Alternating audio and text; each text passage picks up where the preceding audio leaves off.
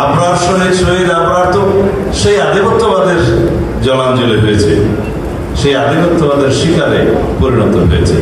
শুধুমাত্র আমরা আবরার শহীদ আবরারের কথা কেন বলি? আমরা বাংলাদেশে যারা কলম নিয়ে যুদ্ধ করেছে তাদের অনেক যোদ্ধাদের কথা বলি, যারা সাংবাদিক কারাগারে নির্যাতিত হয়ে পরে মৃত্যুবরণ করেছে আমরা তাদের কথা বলি, যে সমস্ত ছাত্র যুবক ছাত্রদল সহ যারা সোশ্যাল মিডিয়াতে তাদের বক্তব্য প্রচার করতে গিয়ে তারা জীবন দিয়েছে তাদের কথা বলি। এই সব শহীদের রক্ত একই সুরে গাথা, একই সূত্রে গাথা। আমি শহীদ আবরারের রুহের মাগফিরাত কামনা করি।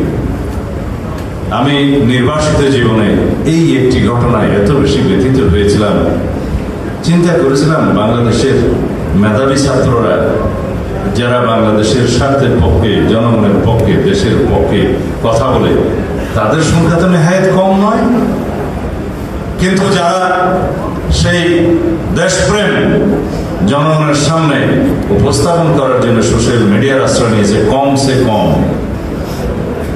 তারা জীবন দিয়ে দিলে এক আবরারের রক্ত থেকে লক্ষ আবরার জন্ম নেবে।